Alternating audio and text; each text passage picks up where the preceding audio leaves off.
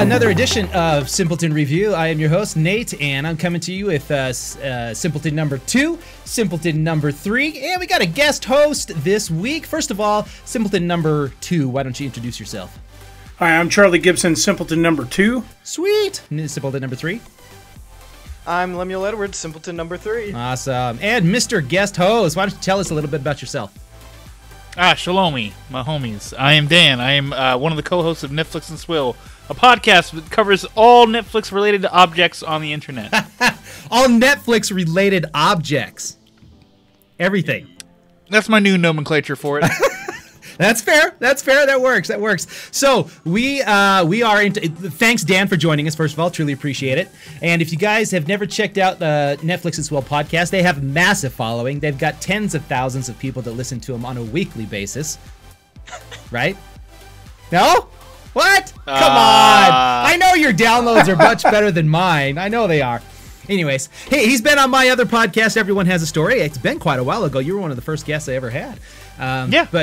So again, I listen to it every week. Him and Kayla bring you great Netflix news, and it's called Netflix and Swill because they also talk about what they're drinking on that podcast. What are you drinking now? I see you got a drink you're lifting up. What do you got going on? Oh, it's just kombucha. Kombucha! Oh, wait, there's my camera. All right. Dude, kombucha's gross. Right now I've got... What? Shut up, man.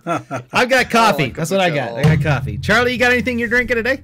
I got a Coke for now. Yep. Nice. All right. Well, I guess we're all going alcohol-free. We'll see how this podcast goes. Maybe it'll be boring after all. Technically, there's 0.5% of alcohol in there, so... Did you homebrew it? Mm-mm. Oh, okay. So I'm not that talented yet. That is coming. Right.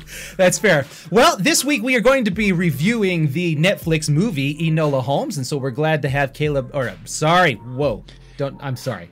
Please. You wish you had Caleb. No, Dan, it's awesome. No. So we're glad to have Dan on the show with us this week, and so let me just tell you, we're going to be. Did I say the movie already? Enola Holmes. We're going to be reviewing Enola Holmes, which is a mystery film. It's based on the book. It's a young adult fiction series by Nancy Springer. Stories about the teenage sister of the famous Sherlock and. How do you say his name? Mycroft. Not Minecraft, but Mycroft. Right. Right. So she's probably a little nicer than both Sherlock and Mycroft. Maybe a little bit more obnoxious in a certain way. I'm sure we'll get to that and talk to that. But anyways, the star of the show is Millie Bobby Brown. Most of you probably know her from another Netflix show entitled Stranger Things. It also stars Henry Cavill. He plays Sherlock Holmes, so we'll maybe talk just a little bit about his acting abilities when it comes to playing Sherlock Holmes in this. But anyways, yeah, so it was originally scheduled to be released to the theaters, but I guess because of the pandemic, they sold the rights to Netflix, and so here we are, and it's a Netflix major movie. So you know what, Dan? I know you guys reviewed this movie on your podcast a sure while did. ago, and so that's why I'm really actually excited to have you on the show, because I know you had some very mild opinions about this movie. Why don't you tell me a little bit about it? I don't like this movie. This movie is bad. Okay. For the very, very simple reason of Enola Holmes can't shut up, particularly when talking to the camera. All right. I'm fine with like all the actual movie parts of it, but when she's like, "All right, here's what I'm gonna do," and then she does it, and she's like, "Wow, wasn't that easy?" I'm like, "Cool, I really hate this. Yeah. You're the worst." Well, you know, I'm not so sure I'm ever a big fan of the fourth wall being broke or whatever they call it. But in this case, like you said, it was like it wasn't even a way to move the plot forward. It was just kind of obnoxious. The amount of times they just look at the camera as a result of something that happens actually drove me crazy. Like, I'm sorry, but I did not need that slight look to convey the emotion of what just happened. Yeah. I've seen very few movies pull this off well. Maybe Deadpool? Maybe? Yeah, I think Deadpool's got it. Probably Charlie. capstone of it all. Charlie, I don't know. Go ahead, Dan. I was gonna say, to me, it just feels like a young adult Dora the Explorer. I mean, there was one instance where she goes, where they're coming up with a plan, and she looks to the camera and she goes, "What do you think?" And then I just about like burned down my house in protest and like build Netflix. Throw your remote control at the TV at that point in time. Ridiculous. No swiper, Sorry, go no ahead. swiping. Charlie, tell me your 2 cents on this movie. I'm not a 13-year-old girl, so it's like really tough to like give it like a superior rating. Well, maybe my inner child is. No, who knows? Okay, that's let's step back. Couldn't see it in my artwork though. I mean, come on. Anyway, what I'm saying is that it's like it definitely has a specific audience, and I think that it's kind of like bringing The Office down to that level. I mean, almost, because they're trying to give it some life, but they kind of like did a lot of like reference points that worked for The Office, and it doesn't work. I mean, it doesn't work in a fast moving action kind of like pace. Yeah, you could see it. You could probably see it in like a kung fu movie, where they could do it in a campy style and like all of a sudden, but they do use the language barrier as part of it. So I see. I could kind of see where they got some of the ideas. Yeah, but at the same time, rolled out poorly. Yeah. Okay, so wasn't Millie Bobby Brown one of the producers of this movie? Wasn't that what I remember? She indeed was. Okay. This is part of her... She signed a production deal with Netflix, and this was one of them. Like, this became one of them after they sold the rights to Netflix. Okay. So, we're going to see more of this. And that's kind of like the big thing was, I was very excited to watch this movie because I wanted to see what she could do. I'd seen her in Stranger Things, and, you know, she's fine. Like, she does some good things. She does some things. Right. Then she was in Godzilla King of Monsters. Oh, I haven't seen that. She didn't do anything in that. Okay. No, and it's not even her fault because nobody does anything in that movie except for Bradley Whitford. All right. Regardless, the point is like you can't really get a good gauge on her. So like this was supposed to be it. This is supposed to be the movie where it's like, all right, are you legit? And I can't even say if she's legit or not because I'm like, I fucking hate them. No, that's fine. PG-13, we're allowed one F-bomb. I swear constantly on my show, but I hate this movie and I hate the way they decided to tell it. Yeah. So I'm like, can I really judge her fairly off of this? Like she's like her character in and of itself isn't annoying. It's just what she's doing, what she's written to do. That is outside of her character is annoying. Right. Dami, what were your 2 cents on this movie? Like I said earlier, the amount of fourth wall breaks drove me absolutely crazy. Yeah. There was definitely the point where you kind of suddenly learn, like, she kind of knows how to fight was awfully convenient, in my opinion. I would have preferred if they would have thrown that at the beginning of the movie, so that at least I would have been, like, prepared for that instead of, oh, by the way, this happens, I guess. Cool. So, you know, and I know you said we were going to talk on Henry Cavill's acting or whatever. Dude was a rock. The dude was an actual rock. Well, isn't he always, though? I mean, look at Superman and look at his acting in The Witcher and tell me how much different it was, except that maybe he smiled in this one, and that's about the only difference between the other 2 roles? Really? I mean, and it was kind of unfortunate because they kind of broke character for Sherlock. I mean, he all of a sudden was sensitive.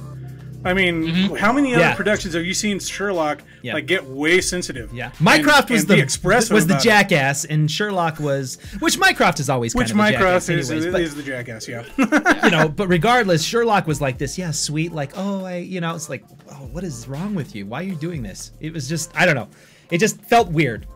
So that is actually Sir Arthur Conan Doyle thing. After he brought back Sherlock from the infamous ending that they had him do with the Falls, he came back and gave him more emotion. So like that's a carryover, and that is a very specific character trait. And I say that because his estate, Sir Arthur Conan Doyle's estate, sued the producers and writer of the book. Really? This movie is based on because their Sherlock Holmes. That Sherlock Holmes with emotions is not out of copyright yet, but Sherlock Holmes with no emotions is out of copyright. So it's like so you can play the Cumberbatch edition. So that's why Elementary looks like it does, and Sherlock looks like it does. The BBC production and the CBS production, right? Because he has very few emotions, and therefore you can have him be like. Basically, as we consider it now, on the spectrum, very socially awkward, that kind of stuff. But now, if you give him emotions, oh wait, got to go through a whole court battle. So that's what happened. So it's pre-drug riddled Conan Doyle and post-drug riddled Conan Doyle is what we're trying to say. Okay, all right, that's fair. All right, good deal. Well, yeah, I don't know. I'm not a big fan of Henry Cavill. I think Witcher's probably his best role because there really doesn't have to be a lot of emotion in that role. So it's just kind of like, it seems to fit. But this Sherlock, I just was like, yeah. Maybe that's because I haven't read a lot of the books. I don't know much about his character except for what I'm seeing on TV. But I actually thought Helena Bonham Carter was probably the best actor in the entire movie, even though her role was so short. I mean, she always brings something to each movie she's in. No? No, you're shaking your head, Dan. What's going on? No, I'm like tossing and turning. I don't know.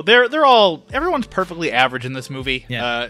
Overall. So it reminded me. Well, Dan, you may not be old enough, but Charlie, you remember the ABC after-school specials they used to have?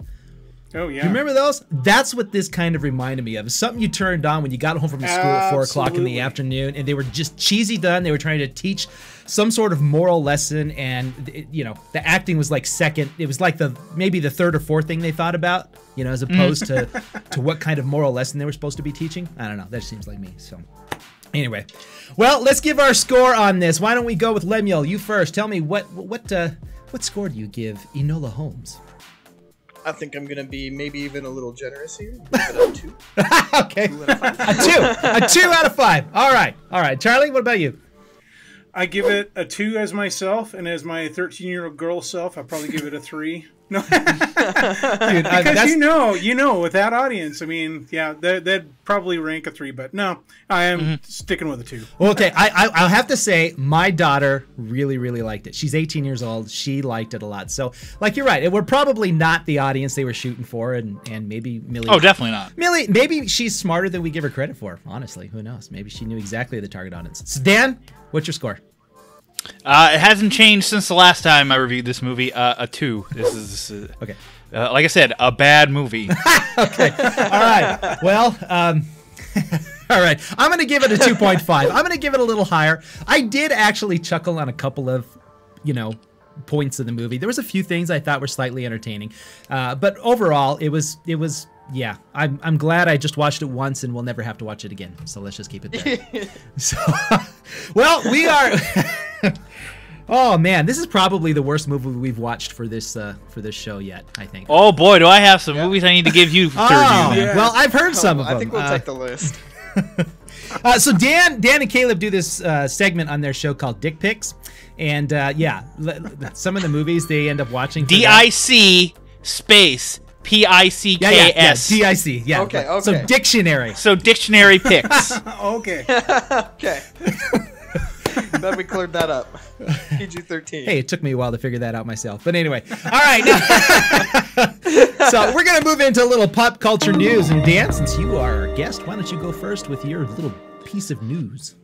All right, well, I brought 2 just in case, but I will now steal potential video game thunder because IO Interactive, the developers of the Hitman franchise, not the movie franchise, but they did license that. The guys who developed the video games are developing a new James Bond game called Project 007. That sounds awesome. Yeah. They're working with MGM. It's weird because they just got away. I think they just got recently away from WB, and WB has been working on has been producing all the movies for James Bond at least. So it's a weird thing that they got away from WB and now they're working back with WB. Who knows? But it's a James Bond game. We've only been asking for this since GoldenEye on the Nintendo whatever that was. Agent Under Fire was pretty okay. 2 on the PlayStation 2. I'm just saying. I've never even heard of it. That was great. And then you're talking to me and Nate, who are total gamers. Oh man. Yes. Hey, you start talking about Pac-Man, I can tell you what's going on. Yeah, Pog, right? I mean, we're from the 80s, right? I mean, our big games were like Zaxxon or something like that. Defender, right? So anyway, okay. Well, that sounds exciting. That should be pretty good. Yeah, I mean, the Hitman games are great. I can't recommend them enough. Hitman 3 coming out later this year, or no, later in January of 2021, which is crazy to think about. Yeah. But we're getting that, and then apparently that'll be coming out sometime in 2021, late. I don't know. They don't give an exact release date, but who knows? We'll find out. Is it going to be available on all platforms or what? I would assume so. Okay. IO's pretty good at releasing for all the platforms. Okay. They're not stringent on one. Okay. Good deal. Sweet. Lemuel, why don't we go with you? What's your piece of news? Okay, so mine is honestly kind of lame, but I figured I'd go with this one. There was this channel that was started a little over a year ago. Name was Unus Annus. Basically, the whole point of the channel is they'd release a video every day for a full year. At the end of that full year, they would just delete the entire channel. And that happened about a week ago. They did a 12-hour stream. They watched a bunch of their old videos. One of the guys got a tattoo on stream for the video, and they deleted the whole channel. It's gone. Doesn't exist. So it's just a weird experiment in my head because I don't think anyone's ever done that on YouTube to that capacity anyways. So. Yeah. It was an entertaining channel. Some of the videos I watched, I thought it was pretty funny. I mean, Markiplier's funny anyway, so I've always liked him. So, Right on. Did you ever watch that channel, Dan? No, I've only heard about it through rumblings. And gotcha. I just went, I don't follow either of these people, so I don't care. Well, do you watch any YouTubers? Not really. That's fair. I don't use YouTube for that. I use YouTube for. I actually don't know what I use YouTube for, but I use it for something. Tutorials. Fair enough. All right, right on. Charlie, let's go with you. Yeah, so I was doing my usual troll of looking for Christmas gifts this year, and I found the best wife gift there is. And it's made by Dyson. Dyson vacuums came out with something new. You're starting to get a little... awesome. This is awesome. It's way expensive, but it's like a hairdryer for $400 for Dyson vacuums. They made like total like hair products. Like, so you got the blow dryer, the curling iron, and you can do it all for like $450, $500. Yeah. So hair straightener for $550. I'm telling you, these are the things that every lady is going to get this Christmas. Well, okay, no, hold on. You're telling me just the blow dryer itself costs $400? Like, there's no blow dryer accessories. itself is $400. Wait, the hair straightener? Nah. Are you serious? No, I'm dead serious. Just because pull it up, it's on. I even trolled because I had to replace my microphone today, so I walked through Best Buy, and Best Buy actually has them out on display. If you want to go see them, they are out. And hot pink or fuchsia, and what? We're talking a $500. Dear sweet baby Jesus hair dryer. Oh my gosh! Okay. All the things I've heard this year, why does this surprise me the most? You said they were made by Dyson, right? Dyson. The guys so do they swivel? Made the extreme vacuum. No, it's they swivel. They don't swivel, but they don't blow it hot has like air a target either. lock on. Oh, it doesn't get real hot. Hey, Dan, you gonna buy your girlfriend one of those? No. Why not? Come on. Well, now. first and foremost, she doesn't want Christmas gifts. What? Second of all, it's $400. I just spent $500 on a PS5 over there. I'm not doing that. Are you kidding? Look, nothing says love like a PS5 for you and a $400 blow dryer for her. She'd yell at me if I got her that. How much does this cost? $400. Take it back. Holy crap! Give me the $30 Conair. Come on, guys. Give me the $30 Conair and then $370 in cash. What are you doing? I mean, what are you, like a Kardashian if you're gonna buy something like that? That's just nuts. I don't get. No, that's below Kardashians. What do you mean? Yeah, you're probably right. I mean, that is a middle class status symbol. You walk into parties with that. You don't even take it out of the box. If you're somebody who buys that, you don't even take it out of the box. You take it to parties and you say, "I bought this hairdryer for $400," and everyone will just go, "I have many questions to ask," and you become the talk of the party. Yeah. Yes, you do. Yeah.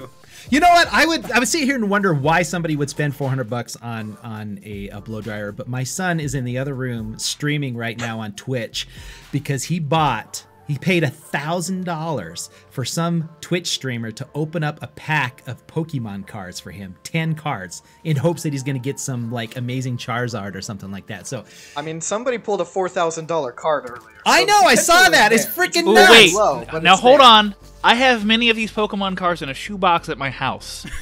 Dude, what card was it? Dude, I don't know what it was that one was. It was a holographic dark.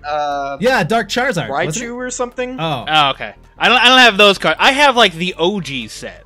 Like I had everything but Charizard from the OG set, so I might be swimming in cash here soon. If you kept him, I might be able to buy a $400 hairdryer, guys. Yeah, right.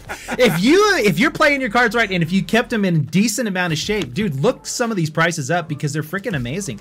Like some of the cheapest Pokemon cards are still like $20 to $50 a piece. It's just amazing. I just like. Whatever. I don't know. Yeah, I heard some of these prices and was real sad that I gave my entire deck away to Brayden when I moved. Yeah. Well, there you go. Good job. All right. Here's my little piece of news. So, I'm a nerd. In fact, I'm kind of a stupid nerd, redneck nerd sometimes, and I grew up watching wrestling. Okay. And I that's something I don't usually admit out loud, but I did. I grew up watching wrestling. It was. Dusty Rhodes, Hulk Hogan, Jake the Snake Roberts, all of those old 80s wrestlers were my thing. Well, about 30 years ago, this really weird dude debuted in the WWF at that point in time, and he called himself The Undertaker. And since then, he has become one of the biggest, most famous wrestlers of all time. In fact, he had the longest WrestleMania win streak until, who was it, that jackass? Brock Lesnar. I hate that guy. I hate that guy. He's not even, it's like not even that I hate his character. I just hate him. I think he's the biggest asshole in the world. Anyway. Didn't he go to like UFC? Oh, and he got his ass pretty kicked. Much the same thing. Oh, no! Yeah, well, Lesnar got his ass kicked at UFC. He originally got his ass kicked, and then he was UFC champion. Oh, really? He did go back and win. Yeah. Oh. I mean, he's a big guy. Okay. So. That dude's like, if you saw him in peak UFC physical condition, you're just like, that man could murder everybody on the planet right now. Yeah. Well, I mean, he's definitely an athlete. I mean, he played in the NFL for a little while as backup at Minnesota Vikings. I don't think he ever started. Yeah, I remember that. Oh, fuck, what meant? Okay, we're pushing. We're going to PG-14 now, Dan. Sorry. No, it was what Madden was that, because I remember he played on the Vikings and then he got released. So I was like, I'm going to pick up Brock Lesnar and I'm going to play Brock Lesnar on my football team. and I didn't care who was starting. I took him out. I put in Brock Lesnar and I'm like, go. I'm not even sure he played a full season actually of NFL. I don't think he did either. I think he got cut pretty quick. But yeah. So anyways. The Undertaker is actually retiring. In fact, tonight, I believe, is his last match, and that's at the Survivor Series.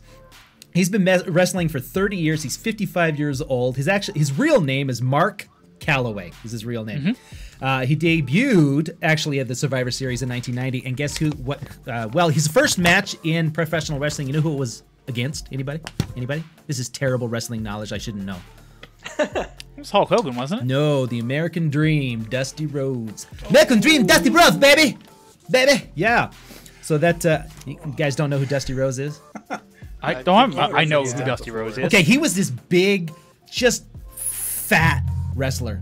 But he was fun to watch, and he had this thing, you'd hit people with the elbow, was way before the people's elbow that The Rock had. The bionic elbow. Yes. Oh, he was a tough wrestler. He was fatter than hell, but he was a tough wrestler. So anyway, yeah. So the Undertaker is retiring after 30 years. So it's kind of an end of an era. I mean, he has been one of the biggest draws in the WWE for decades. And if you've never seen him perform on TV, there's nothing quite like it. I mean, look, really, all wrestling is just a male soap opera. But I love it. What can I say? I don't know why. I just like it. So we are definitely the target audience. Yes. Well, I am. My grandpa tried to get me hooked on wrestling when I was a teenager. And you weren't going to have anything? Was like, he loved it. Yeah. Oh, he was great. Yeah. He was a skinny science teacher. Yeah. Oh, yeah? Wow. Yeah. Dude, I started watching wrestling when it was regional. Like, you had, like, Southeastern professional wrestling and, New England professional wrestling. And so, like, back in the day, it was on TBS every Saturday and Sunday. And it originally started out, I think it was called Georgia's Championship Wrestling.